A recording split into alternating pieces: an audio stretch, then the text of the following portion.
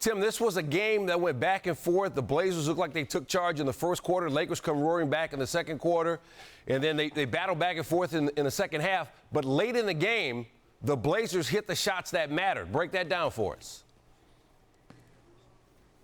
Yeah, really amazing that they had the legs under them to make those shots late, because you're talking about a team, the Lakers, that put a lot of length out on the floor.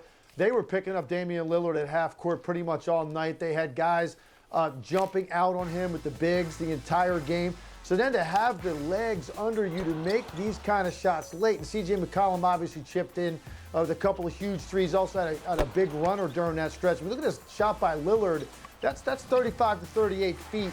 That late in the game, when you've had guys hounding you for 45, 46 minutes to that point. Hassan Whiteside defensively made a couple of huge plays. Melo, Gary Trent Jr. also huge shots late in this one. So it was really a matter of Portland looked like they were running out of gas. The Lakers, I thought, had taken control of the game about 6-minute mark. And amazingly, they were still able to get the shots that they were looking for in that situation and knock them down. I think it's a testament to getting a team that just played basically 9 straight playoff games since the time they landed in Orlando. They had a guy in Damian Lillard who's a top 10 player in the league who was going off coming into this game. When you're dealing with that and you're the Lakers and you haven't played a meaningful game since mid-March, you've got your hands full, and it was just a matter of could Portland be in the game to allow their best player to make plays late, and that's exactly what happened. Tim, if there's a number that jumps out from the box score I'm looking at here, the Lakers 5 for 32 from three-point range. Was that just good perimeter defense or a lot of clunkers from L.A.? Combination of both of them. This is a weakness on this team. We know that. They're susceptible to having nights like that, and they try to beat you up with their size and power and length with LeBron and AD, and even that front line with McGee and Howard and what they could do on the glass. They're counting on a guy like Kyle Kuzma, to give him some of that perimeter production. And he had a slow start to this game, had a little spurt there in the second half.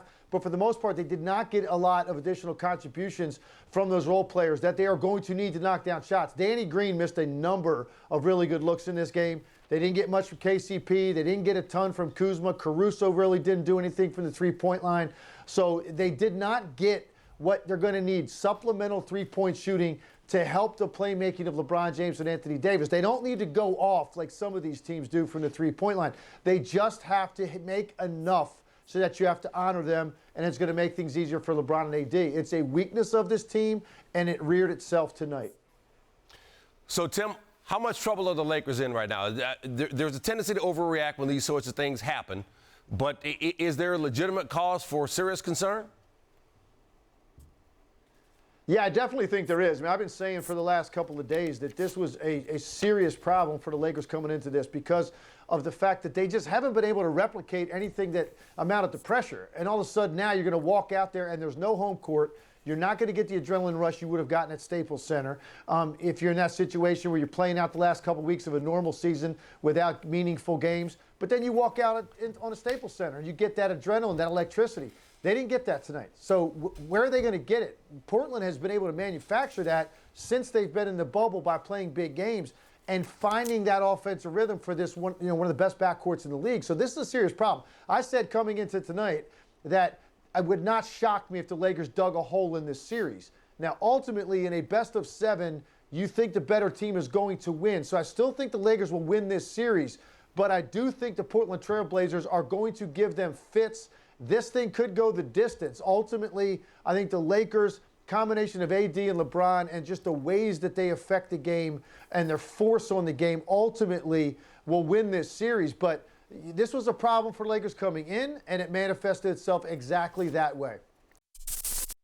Thanks for watching ESPN on YouTube. For live streaming sports and premium content, subscribe to ESPN+.